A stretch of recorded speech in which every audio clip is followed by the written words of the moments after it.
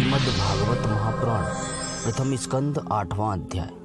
गर्भ में परीक्षित की रक्षा, कुंती के द्वारा भगवान की स्तुति और युधिष्ठिर का शोक। 7वें अध्याय में हमने जाना कि किस प्रकार अश्वत्थामा द्वारा द्रौपदी के पुत्रों को मारा जाता है और फिर अर्जुन के द्वारा अश्वत्थामा का मान मर्दन किया जाता है।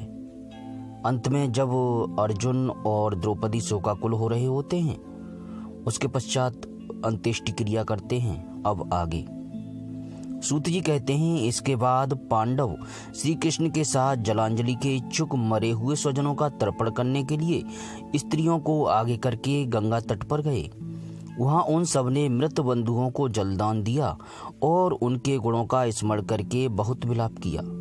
तदनंतर भगवान के चरण कमलों की धूलि से पवित्र गंगाजल में पुनः स्नान किया। वहां अपने भाइयों के साथ कुरुपति महाराज युधिष्ठिर, धृतराष्ट्र, पुत्र शोक से व्याकुल गांधारी, कुंती और द्रौपदी सब बैठकर मरे हुए स्वजनों के लिए शोक करने लगे। भगवान श्री कृष्ण ने धौम्यादि मुनियों के साथ उनको सांत्वना दी और समझाया कि संसार के सभी प्राणी काल के अधीन हैं, मौत से किसी को कोई नहीं बचा सकता। इस प्रकार भगवान श्री कृष्ण ने अजात शत्रु महाराज युधिष्ठिर को उनका वह राज्य जो धूर्तों ने छल से छीन लिया था वापस दिलाया तथा द्रौपदी के केशों का स्पर्श करने से जिनकी आयु क्षीण हो गई थी उन दुष्ट राजाओं का वध कराया। साथ ही युधिष्ठिर के द्वारा उत्तम सामग्रियों से तथा पुरोहितों से 3 अश्वमेध यज्ञ कराए। इस प्रकार युधिष्ठिर के पवित्र यश को 100 यज्ञ करने वाले इंद्र के यश की तरह सब ओर फैला दिया। इसके बाद भगवान श्री कृष्ण ने वहां से जाने का विचार किया। उन्होंने इसके लिए पांडवों से विदा ली और व्यास आदि ब्राह्मणों का सत्कार किया। उन लोगों ने भी भगवान का बड़ा ही सम्मान किया। तदनंतर सात्यकी और उद्धव के साथ द्वारका जाने के लिए वे रथ पर सवार हुए। उसी समय उन्होंने देखा कि उत्तरा भय से विहल होकर सामने से दौड़ी चली आ रही है। उत्तरा ने कहा, देवाधिदेव जगदीश्वर, आप महायोगी हैं, आप मेरी रक्षा कीजिए। इसके अतिरिक्त इस लोक में मुझे अभय देने वाला और कोई नहीं है, क्योंकि यहाँ सभी परस्पर एक दूसरे के मृत्यु के निमित्त बन रहे हैं। प्रभो, आप सर्वशक्तिमान हैं। यह देखते हुए लोहे की बाण मेरी ओर दौड़े आ रहे हैं। स्वामिन, यह मुझे भले ही जला डालें, परंतु मेरे गर्व को नष्ट न करें, ऐसी कृपा कीजिए। सूत जी कहते हैं, भक्त वत्सल भगवान श्री कृष्ण उसकी बात सुनते ही जान गए कि अश्वत्थामा ने पांडवों के वंश को निर्वीज करने के लिए ब्रह्मास्त्र का प्रयोग किया है। सौनक जी, उसी समय पांडवों ने भी देखा कि जलते हुए 5 बाण हमारी ओर आ रहे हैं, इसीलिए उन्होंने भी अपने अपने अस्त्र उठा लिए। सर्वशक्तिमान भगवान श्री कृष्ण ने अपने अनन्य प्रेमियों पर, शरणागत भक्तों पर बहुत बड़ी विपत्ति आई जानकर अपने निज अस्त्र सुदर्शन चक्र से उन निज जनों की रक्षा की। योगेश्वर श्री कृष्ण समस्त प्राणियों के हृदय में विराजमान आत्मा हैं। उन्होंने उत्तरा के गर्भ को पांडवों की वंश परंपरा चलाने के लिए अपनी माया के कवच से ढक लिया। सौनक जी, यद्यपि ब्रह्मास्त्र अमोघ है और उसके निवारण का कोई भी उपाय नहीं है, फिर भी भगवान श्री कृष्ण के तेज के सामने आकर वह शांत हो गया। यह कोई आश्चर्य की बात नहीं समझनी चाहिए, क्योंकि भगवान तो सर्व आश्चर्यमय हैं। वे ही अपनी निज शक्ति माया से स्वयं अजन्मा होकर भी इस संसार की सृष्टि, रक्षा और संहार करते हैं। जब भगवान श्री कृष्ण जाने लगे तब ब्रह्मास्त्र की ज्वाला से मुक्त अपने पुत्रों के और द्रौपदी के साथ सती कुंती ने भगवान श्री कृष्ण की इस प्रकार स्तुति की। कुंती ने कहा, आप समस्त जीवों के बाहर और भीतर एक रस स्थित हैं, फिर भी इंद्रियों और वृत्तियों से देखे नहीं जाते, क्योंकि आप प्रकृति से परे आदि पुरुष परमेश्वर हैं। मैं आपको नमस्कार करती हूँ। इंद्रियों से जो कुछ जाना जाता है उसकी तह में आप विद्यमान हैं और अपनी ही माया के पर्दे से अपने को ढके रहते हैं। मैं अबोध नारी आप अविनाशी पुरुषोत्तम को भला कैसे जान सकती हूँ। जैसे मूढ़ लोग दूसरे वेश धारण किए हुए नट को प्रत्यक्ष देखकर भी पहचान नहीं सकते, वैसे ही आप दिखते हुए भी नहीं दिखते। आप शुद्ध हृदय वाले विचारशील जीवन मुक्त परमहंस के हृदय में अपनी प्रेममयी भक्ति का सृजन करने के लिए अवतीर्ण हुए हैं। फिर हम अल्पबुद्धि स्त्रियां आपको कैसे पहचान सकती हैं? आप श्री कृष्ण वासुदेव देवकी नंदन नंद गोप के लाडले लाल गोविंद को हमारा बारंबार प्रणाम है, जिनकी नाभि से ब्रह्मा का जन्म स्थान कमल प्रकट हुआ है, जो सुंदर कमलों की माला धारण करते हैं, जिनके नेत्र कमल के समान विशाल और कोमल हैं, जिनके चरण कमलों में कमल का चिन्ह है। श्री कृष्ण, ऐसे आपको मेरा बार बार नमस्कार है। हे ऋषिकेश, जैसे आपने दुष्ट कंस के द्वारा कैद की हुई और चिरकाल से शोकग्रस्त देवकी की रक्षा की थी, वैसे ही पुत्रों के साथ मेरी भी आपने बार बार विपत्तियों से रक्षा की है। आप ही हमारे स्वामी हैं, आप सर्वशक्तिमान हैं। श्री कृष्ण, कहाँ तक गिनाऊं? विष से, लाक्षागृह की भयानक आग से, हिडिंब आदि राक्षसों की दृष्टि से, दुष्टों की धूत सभा से, वनवास की विपत्तियों से और अनेक बार के युद्धों में अनेक महारथियों के शास्त्रार्थों से, और अभी अभी इस अस्वस्थामा के ब्रह्मास्त्र से भी आपने ही हमारी रक्षा की है। जगत गुरु, हमारे जीवन में सर्वदा पद पद पर विपत्तियां आती रहीं, क्योंकि विपत्तियों में ही निश्चित रूप से आपके दर्शन हुआ करते हैं, और आपके दर्शन हो जाने पर फिर जन्म मृत्यु के चक्कर में नहीं आना पड़ता। ऊंचे कुल में जन्म, ऐश्वर्य, विद्या और संपत्ति के कारण जिसका घमंड बढ़ रहा है, वह मनुष्य तो आपका नाम भी नहीं ले सकता, क्योंकि आप तो उन लोगों को दर्शन देते हैं जो अकिंचन हैं। आप निर्धनों के परम धन हैं। माया का प्रपंच आपका स्पर्श भी नहीं कर सकता। आप अपने आप में ही विहार करने वाले परम शांत स्वरूप हैं। आप ही केवल्य मोक्ष के अधिपति हैं। आपको मैं बार बार नमस्कार करती हूँ।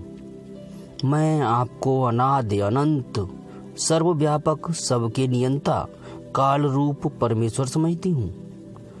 संसार के समस्त पदार्थ और प्राणी आपस में टकराकर विषमता के कारण परस्पर विरुद्ध हो रहे हैं, परंतु आप सब में समान रूप से विचर कर रहे हैं। भगवान, आप जब मनुष्यों की सी लीला करते हैं तब आप क्या करना चाहते हैं यह कोई नहीं जानता। आपका कभी कोई न प्रिय है और न अप्रिय। आपके संबंध में लोगों की बुद्धि ही विषम हुआ करती है। आप विश्व के आत्मा हैं, विश्व रूप हैं। न आप जन्म लेते हैं और न कर्म ही करते हैं, फिर भी पशु पक्षी मनुष्य ऋषि जलचर आदि में आप जन्म लेते हैं और उन योनियों के अनुरूप दिव्य कर्म भी करते हैं। यह आपकी लीला ही तो है।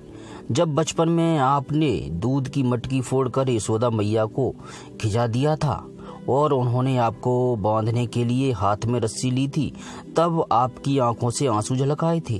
काजल कपोलों पर बह चला था, नेत्र चंचल हो रहे थे और भय की भावना से आपने अपने मुख को नीचे की ओर झुका लिया था। आपकी उस दशा का लीला छवि का ध्यान करके मैं मोहित हो जाती हूँ। भला जिससे भय भी भय मानता है उसकी यह दशा। आपने अजन्मा होकर भी जन्म क्यों लिया है, इसका कारण बतलाते हुए कोई महापुरुष यों कहते हैं कि जैसे मलयाचल की कीर्ति का विस्तार करने के लिए उसमें चंदन प्रकट होता है, वैसे ही अपने प्रिय भक्त पुण्य श्लोक राजा यदु की कीर्ति का विस्तार करने के लिए ही आपने उनके वंश में अवतार ग्रहण किया है। दूसरे लोग यों कहते हैं कि वासुदेव और देवकी ने पूर्व जन्म में सुतपा और पुत्री के रूप में आपसे यही वरदान प्राप्त किया था, इसीलिए आप अजन्मा होते हुए भी जगत के कल्याण और दैत्यों के नाश के लिए उनके पुत्र बने हैं। कुछ और लोग यों कहते हैं कि यह पृथ्वी दैत्यों के अत्यंत भार से समुद्र में डूबती हुई जहाज की तरह डगमगा रही थी, पीड़ित हो रही थी। तब ब्रह्मा की प्रार्थना से उसका भार उतारने के लिए ही आप प्रकट हुए। कोई महापुरुष यों कहते हैं कि जो लोग इस संसार में अज्ञान, कामना और कर्मों के बंधन में जकड़े हुए पीड़ित हो रहे हैं, उन लोगों के लिए श्रवण और स्मरण करने योग्य लीला करने के विचार से ही आपने अवतार ग्रहण किया। भक्तजन बार बार आपके चरित्र का श्रवण, गान, कीर्तन एवं स्मरण करके आनंदित होते रहते हैं। वे ही अविलंब आपके उस चरण कमल का दर्शन कर पाते हैं जो जन्म मृत्यु के प्रभाव को सदा के लिए रोक देता है। भक्त वांछा कल्पतरु प्रभु, क्या आप अब अपने आश्रित और संबंधी हम लोगों को छोड़कर जाना चाहते हैं? आप जानते हैं कि आपके चरण कमलों के अतिरिक्त हमें और किसी का सहारा नहीं है। पृथ्वी के राजाओं के तो हम यों ही विरोधी हो गए हैं। जैसे जीव के बिना इंद्रियां शक्तिहीन हो जाती हैं, वैसे ही आपके दर्शन बिना यदुवंशियों के और हमारे पुत्र पांडवों के नाम तथा रूप का अस्तित्व ही क्या रह जाता है। गदाधर, आपके विलक्षण चरण चिन्हों से चिन्हित यह कुरजांगल देश की भूमि आज जैसी शोभायमान हो रही है, वैसी आपके चले जाने के बाद न रहेगी। आपकी दृष्टि के प्रभाव से ही यह देश पकी हुई फसल तथा लता वृक्षों से समृद्ध हो रहा है। ये वन, पर्वत, नदी और समुद्र भी आपकी दृष्टि से ही वृद्धि को प्राप्त हो रहे हैं। आप विश्व के स्वामी हैं, विश्व के आत्मा हैं और विश्वरूप हैं। यदुवंशियों और पांडवों में मेरी बड़ी ममता हो गई है। आप कृपा करके स्वजनों के साथ जोड़े हुए इस स्नेह की दृढ़ फांसी को काट दीजिए। श्री कृष्ण, जैसे गंगा की अखंड धारा समुद्र में गिरती रहती है, वैसे ही मेरी बुद्धि किसी दूसरी ओर न जाकर आपसे ही निरंतर प्रेम करती रहे। श्री कृष्ण, अर्जुन के प्यारे सखा, यदुवंश शिरोमणे, आप पृथ्वी के भार रूप राजवेशधारी दैत्यों को जलाने के लिए अग्नि स्वरूप हैं।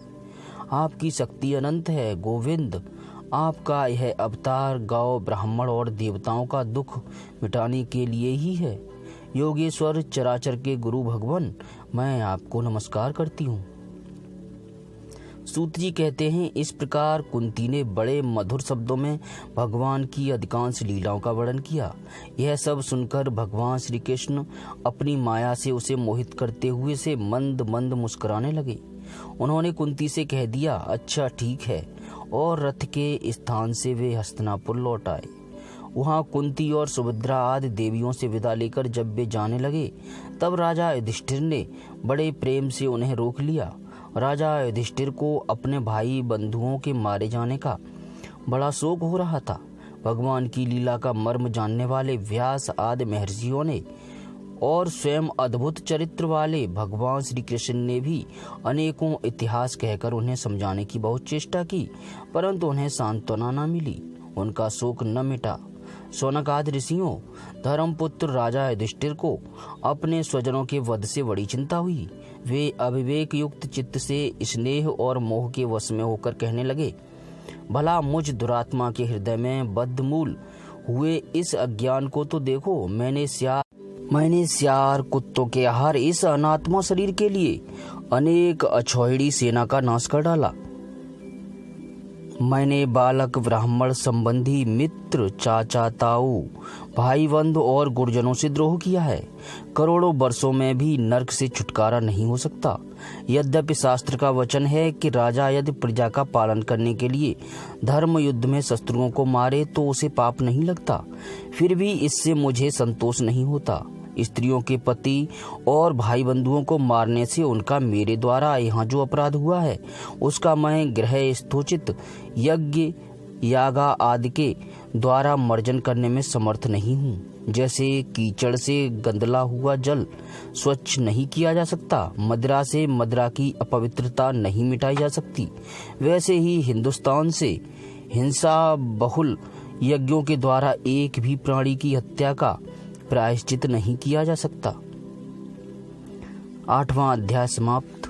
जय श्री कृष्ण।